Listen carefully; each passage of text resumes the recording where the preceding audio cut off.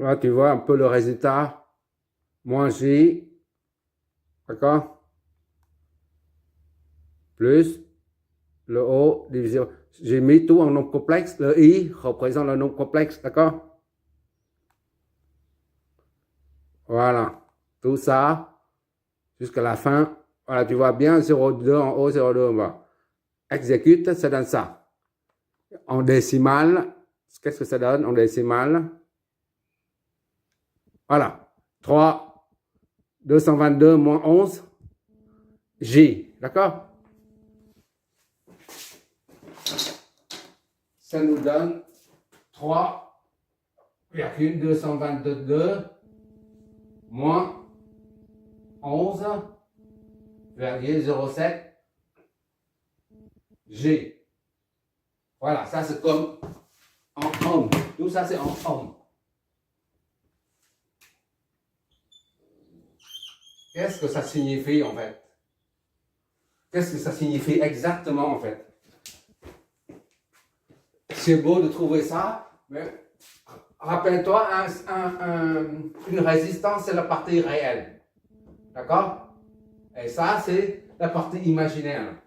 Moins, ça c'est 3, 2, 2, 2, tandis que ça c'est moins 11,07 G. D'accord? C'est-à-dire, il s'agit d'un condensateur. Moins J, ça c'est moins 11,07. D'accord? J, c'est 90. Tu vois? Je vois toujours j'espère. Tu te rappelles lorsqu'on parle de la réactance capacitive, on a X est égal à 1 sur J oméga C. C'est-à-dire, déjà, on fait ça 11,07, d'accord, fois moins 1 et 90. D'accord? Pour que tu vois un peu.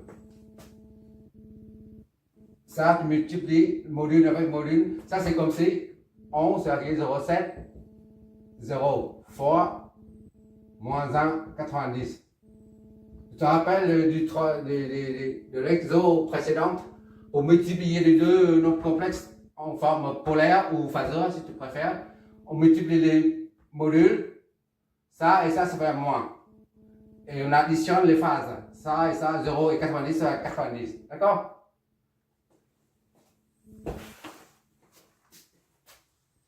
Ça équivaut à ça. 11,07, c'est comme si 1,07 et 0. D'accord? Or, on a dit que la réactance capacitive est égale à ça. C'est-à-dire est égale à moins G sur oméga C. D'accord? Est égal à 1 sur oméga C fois moins G. Or, G est égal à 90, on a dit plusieurs fois. D'accord? Donc, ici, là, XC est bien 1 sur oméga C fois moins 1,90. D'accord? Tu compares ça et ça. Moins 1,90, moins 1,90 et 11,07 représente 1 sur oméga C est égal à 11,07. Ça nous indique, ça n'a pas d'importance, mais ça permet de dire que moins 11,07 G qu'on a trouvé ici correspond à un condensateur. Autrement dit, là, ici, là, A nous donne le circuit équivalent. Circuit équivalent. Et ça, ZAB est équivalent à une résistance R qui est de 3,222 ohms plus un condensateur de Donc la réactance, c'est ça. C'est de combien il faut calculer, il faut mettre ça dedans. La réactance, c'est 1 sur oméga C. C'est 11,07. D'accord? Tout ça, ZAB là, est composé de 5 éléments. Maintenant, on peut réduire ce circuit à celui-là. A, ici, et B là. C'est du pareil au même. AB se retrouve ici, AB. D'accord? Que ce circuit, tu réduis comme ça là. Voilà. A et B. 3,200 ohms plus C. Voilà. Ça, c'est 11. La réactance XC est égale à 11,07 ohms. D'accord? L'opérateur et le déphasage nous renseigne sur la nature de la réactance. Quand c'est négatif, on voit ici qu'il s'agit d'un condensateur. Et quand c'est positif, c'est une réactance inductive. Quand c'est positif, J oméga L, on met oméga L devant, ça fait J. D'accord? Donc oméga L fois 1,90. J est égal à 1,90 là. Oméga L te laisse comme ça. Là c'est plus, là c'est moins. Tu vois? Quand tu vois ainsi moins là comme ça, là, un nombre complexe dont l'imaginaire est négatif, il s'agit d'un condensateur. D'accord? Là, il s'agit d'un condensateur qui a un signe moins. C'est un condensateur. Mais là, ce que tu trouves, par exemple, ici, c'est plus 11,07 par exemple. Et bien, ce sera une bobine d'inductance.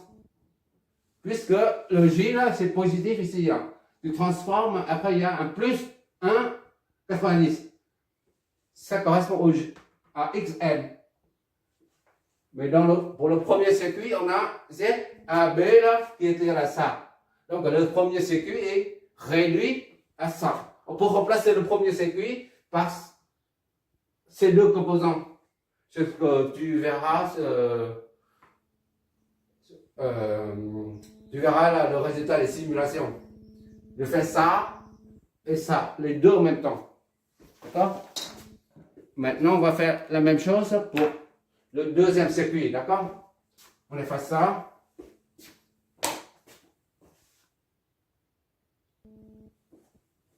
On va mettre ça oméga 1, c'est-à-dire l'impédance dépendant de l'oméga 1, d'accord? Oui, ici, premier circuit, ça c'est l'oméga 2. Pour le deuxième circuit, on va attaquer directement dessus. On va appeler ça AB, CD. C et D. Voilà. Maintenant, comme tout à l'heure, on a calculé ça. Maintenant, on va calculer ici, d'ici à là, la première branche, deuxième branche et troisième branche. D'accord? Pour cette branche-là,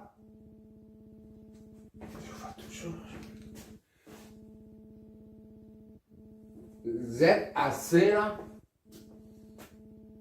AC est égal à X, c'est 1, le nombre complexe, plus R1. D'accord? Est égal à R1 plus, c'est ou moins J oméga C1. D'accord? Voilà. Donc, ZAC est égal à R1 moins J sur oméga C1. C'est notre première impédance.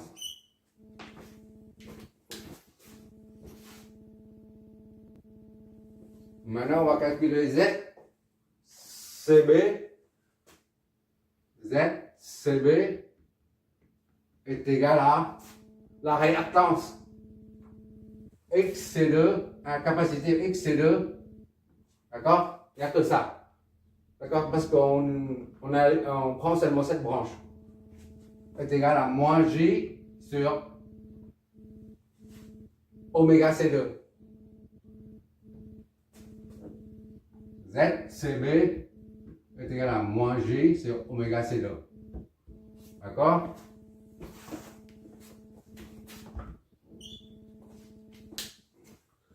Et maintenant, on prend ZCDB. ZCDB est égal à R2 plus ça. R2 plus ça, XL, un rappel, J oméga L. D'accord? XL, la réactance inductive. Donc on applique ça, la formule. G XL. D'accord? Donc, est égal à R2 plus J oméga L. Bien sûr, oméga ici, oméga là et oméga là concerne est égal à 10. Hein. C'est pas comme tout à l'heure. Ça, c'est oméga 1. Ça, c'est oméga 2. D'accord? Oméga 2 est égal à 10 radians par seconde. Là, oméga 1 est égal à 50 radians par seconde. D'accord? Pour les deux sources différentes. Donc, ZCD B est égal à R2 plus J oméga N. Voilà, notre troisième. Maintenant, il suffit de calculer ZCB avec la combinaison des deux là. D'accord? Z, c'est la somme C si tu veux. Donc, somme C, B. Voilà. La somme de ça et ça en parallèle. Aux bornes C et B. Est égal à ça, CB là. ZCB parallèle avec ZCDB. CDB. D'accord? CB, CDB. C'est-à-dire ZCB produit sur somme. DB sur CB plus ZCDB. D'accord? Produit sur somme. Z somme CB.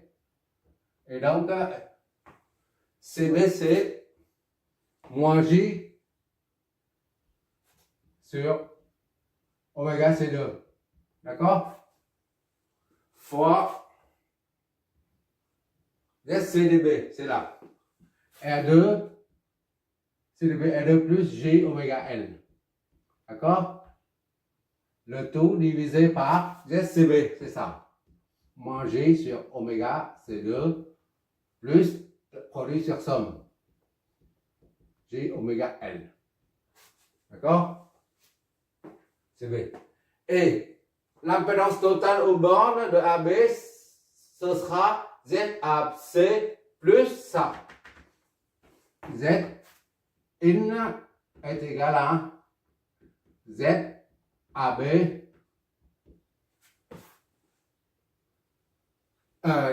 oui, c'est ça. C'est égal à ZAC plus Z somme CB. D'accord? Et donc, est égal à SAC, c'est R1 moins J sur oméga C1. D'accord? C'est ça, AC. Plus Z, c'est somme CD. C'est plus tout ça. CB, plus tout ça. Plus moins J sur oméga C2 fois R2 plus J oméga L, d'accord? Sur tout ça. Sur moins J oméga C2 plus R2 plus J oméga L. Maintenant, il suffit de remplacer par le valeur. D'accord? Pour trouver Zin en fonction de oméga 2, ZAB en fonction de oméga 2. On va remplacer vos. On va calculer pour voir ce que ça donne. Calculatrice. On va mettre la valeur. R1 c'est 20 ohms. Z1 oméga 2 est égal à ZAB oméga 2. D'accord? R1 c'est 20. Moins J sur oméga 2 c'est 10 fois C1. C1 c'est 2 millifarads en farad. Voilà. Plus tout ça moins J sur oméga c'est 10 fois C2 4 millifarads moins 3 farads. D'accord? Multiplié par R2, c'est 50. Plus J fois 10. Oméga, c'est 10. Fois L, c'est 2. 2 en riz. Je m'éloigne, je ne vois pas. Sur moins J. Oméga, c'est 10. C2, c'est 4. D'accord? J, okay. Plus R2, 50, J oméga L, plus J oméga et L. Voilà, tout ça nous donne ZAB oméga 2, Zin oméga 2 est égal donc à, on va utiliser la calculatrice, sinon on s'en sort. C'est trop long. Voilà, tu regardes ce qui est en noir là. 20 moins J sur J ici c'est correspond à I. La calculatrice utilise la lettre I comme imaginaire, d'accord? Mais je vais te dire pourquoi j'utilise le J à la place du I. Voilà. Tout ça divisé par moins J sur 10 et quelques. Et enfin, voilà. Ça donne ça. Et en décimale, ça donne ça. D'accord? 32 et moins 76, 73 imaginaire. On va mettre tout ça. 32,376 moins 67 et 73,762 G. Tout ça, c'est en ohms. J'aimerais bien que ça tombe sur un plus parce que pour avoir un autre circuit. Mais c'est pas grave.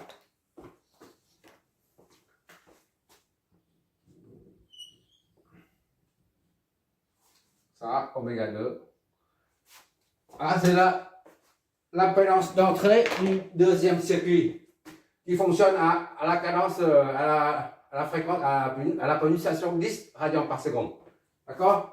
Tandis que l'autre, c'est 50 radians par seconde. Voilà, ça est équivalent à ça. R est égal à 32.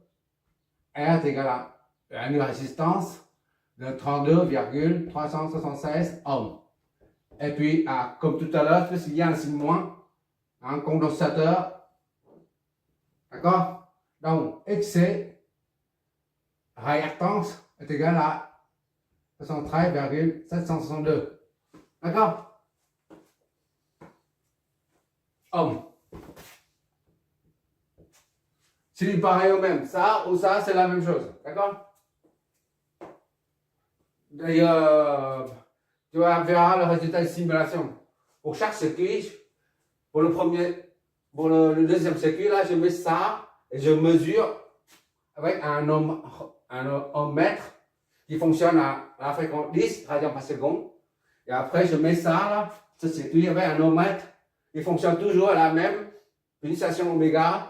Et ça donnera le même, ici là, Z AB. Ou Z in. D'accord? De même ici, je mets le circuit, je mets l'ohmmètre qui fonctionne à 50 radians par seconde. Cette fois-ci. Bon, c'est pas ici. Et je mets le circuit équivalent qui est comme ça là, avec une résistance et un condensateur. D'accord? On doit convertir ça en farad. D'accord? 1 sur oméga C est égal à ça. 700. Donc C est égal à 1 sur 777, 762 fois oméga. Tu remplaces oméga par 10 et 1 sur tout ça là, ça donne la capacitance ou la capacité du condensateur. D'accord? Idem ici. XC est égal à 1 sur oméga C est égal à 11,07. Là, je ne mets pas moins parce qu'on n'y a pas on met plus de l'opérateur imaginaire, d'accord? C'est pour ça c'est une valeur physique. Ça, c'est une valeur algébrique. Et à partir de là, tu déduis C. D'accord? C'est comme ici. Voilà, c'est terminé. Oui, pour les valeurs algébriques et les valeurs physiques, il faut qu'on en finisse une fois pour toutes. Parce que ça reste un peu flou. Et après, lors de la démonstration des formules en triphasé, on aura du mal à assimiler. Le cosinus, par exemple, la dernière fois, j'ai utilisé la dérivée pour montrer la valeur algébrique. La dérivée, c'est un accroissement algébrique. Tantôt c'est positif, tantôt c'est négatif. Maintenant, c'est beaucoup plus concret. J'ai trouvé la solution. Ici, c'est cosinus, par exemple, ou sinus. Dans le sinus, comme ça. D'accord? On dit que ici, parce que t est égal à 20 secondes, peu importe. 20 secondes. 20 secondes, hein. Je dis un exemple. Tu fais un projet qui sont ici, tu as 0,7, 0,9 par exemple. D'accord? Et lorsque t est égal à, ici c'est 35 secondes. T est égal à 35 secondes. Il faut qu'on finisse une fois pour toutes les valeurs négatives et positives. 35 secondes. Et bien ici, là, à ce niveau-là, 35 secondes. Et tu fais un projet qui ça c'est moins. Ici c'est moins. Moins 0,04 par exemple. D'accord? Ça, ce sont des valeurs algébriques. Et maintenant, imagine, si les valeurs algébriques, moins et plus, existent seulement s'il y a un repère. Et supprime le repère, tout ça là. Il n'y a pas de moins, il y a plus.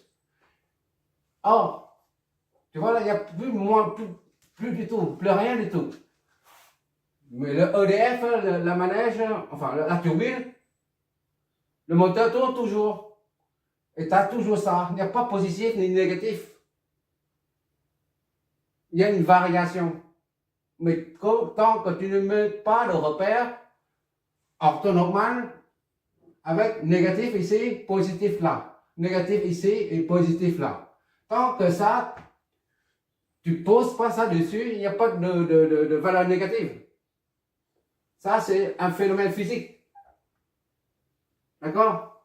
C'est pour ça que quand j'ai dit la dérivée, parce que tu as mis un repère orthonormal.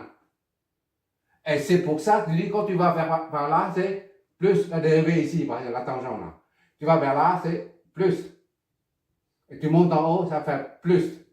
Puisque tu as défini un repère. C'est la raison pour laquelle il y a des moins et des plus. Et ici, quand tu descends, tu vas par là et tu descends.